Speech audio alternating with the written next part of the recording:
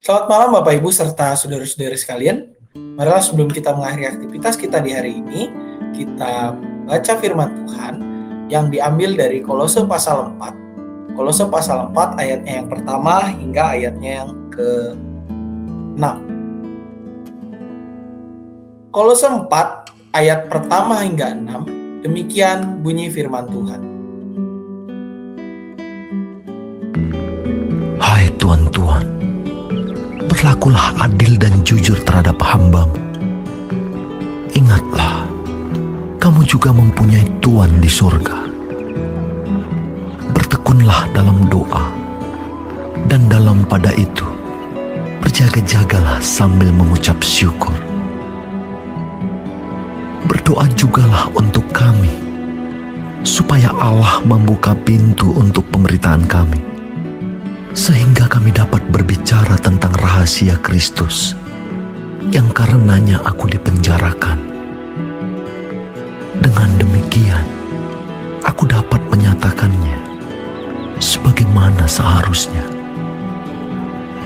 Hiduplah dengan penuh hikmat terhadap orang-orang luar. Pergunakanlah waktu yang ada. Hendaklah kata-katamu senantiasa penuh kasih. Jangan hambar, sehingga kamu tahu bagaimana kamu harus memberi jawab kepada setiap orang. Demikianlah pembacaan Alkitab kita. Bahagialah setiap mereka yang tidak hanya membaca, namun juga merenungkan serta melakukan firman Tuhan dalam hidup kita sehari-hari. Bapak Ibu yang dikasihi oleh Tuhan Yesus Kristus, ketika bicara soal kasih, mungkin itu sesuatu hal yang tidak bisa dilepaskan dari identitas kita sebagai Kristen. Segala sesuatu harus dilakukan dalam kasih. Kasih adalah motor atau bahkan dasar dari kehidupan iman kita. Tetapi Bapak Ibu, pertanyaannya adalah kasih yang seperti apa yang harusnya kita hidupi? Apakah ketika kita membenarkan suatu kesalahan itu adalah bentuk kasih kita? Apakah kasih kita itu dinyatakan dengan sikap kita yang lembek atau memaklumi kesalahan orang lain? Di dalam bacaan kita Bapak Ibu, Kolose 4 di sini dinyatakan dengan jelas oleh Paulus. Kasih yang harus kita lakukan di dalam hidup kita adalah kasih yang berhikmat. Kasih yang dilandasi oleh hikmat Tuhan. Di mana dinyatakan di dalam ayat pertama, berlaku adil dan jujur menjadi salah satu bentuk dari kasih yang penuh hikmat tersebut.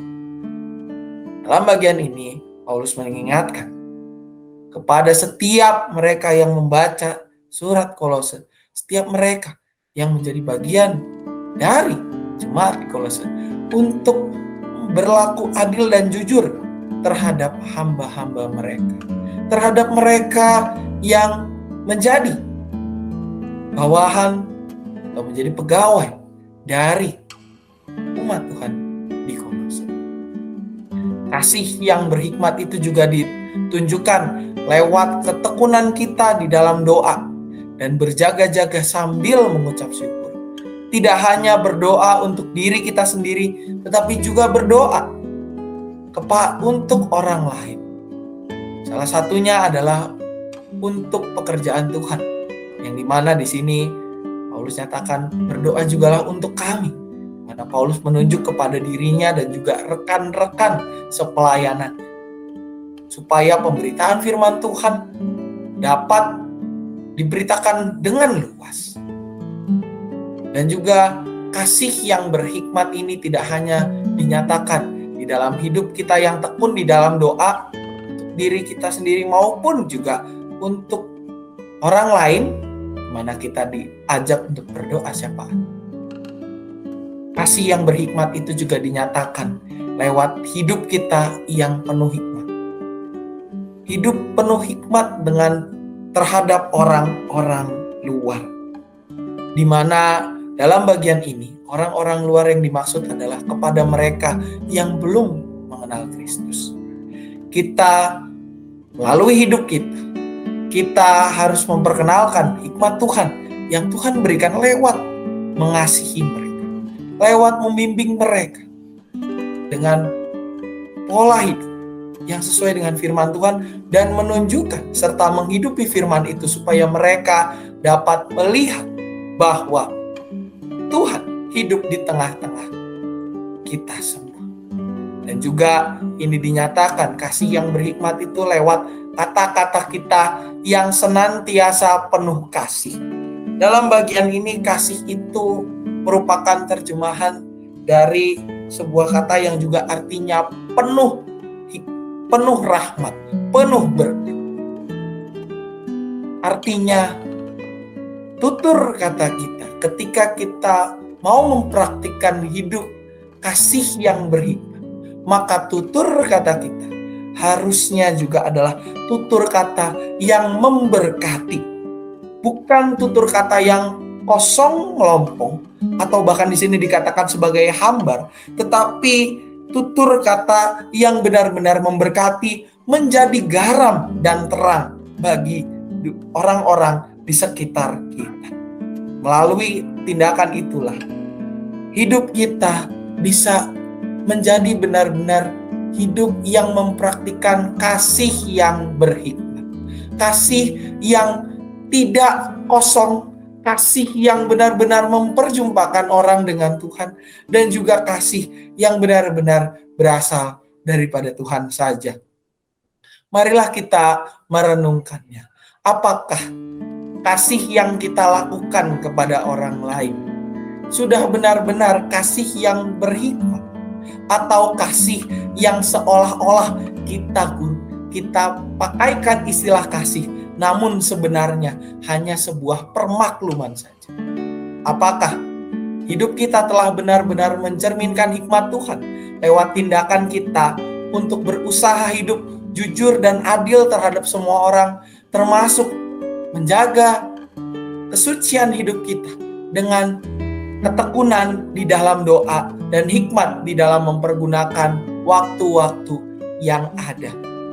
Apakah kasih yang kita selalu suarakan, istilah kasih yang kita selalu pakai di dalam beberapa kesempatan, benar-benar kita utarakan untuk mengingatkan orang agar melakukan tindakan kasih, atau sebenarnya hanya kita pakai untuk meminta permakluman dari orang lain?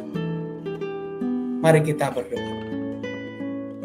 Tuhan, biarlah melalui firman ini kami diingatkan untuk hidup dan melakukan kasih yang berhikmat, kasih yang adil dan jujur, kasih yang benar-benar membuat orang bisa merasakan berkat-Mu ya Bapa lewat kehidupan kami.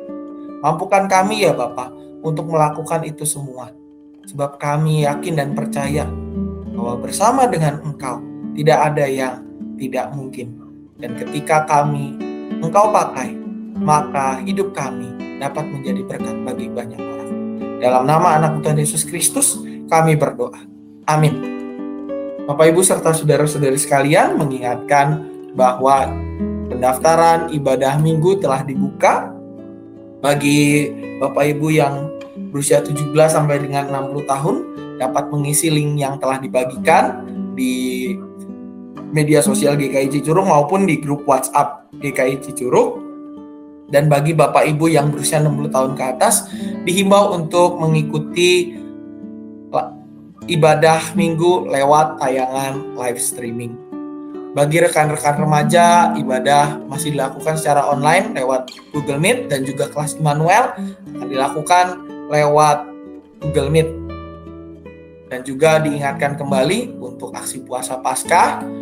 Marilah Bapak Ibu serta saudara-saudari sekalian, kita menyisihkan uang kita bagi mereka yang sudah di atas 17 tahun sebanyak Rp5.000, mereka yang masih berusia 17 tahun ke bawah atau yang masih dalam kategori remaja SMP kelas 3 sampai kelas 3 SMA Rp3.000, dan juga sekolah minggu dari SMP kelas 2 hingga Batita sebanyak Rp2.000 setiap harinya sebagai aksi penyangkalan diri kita.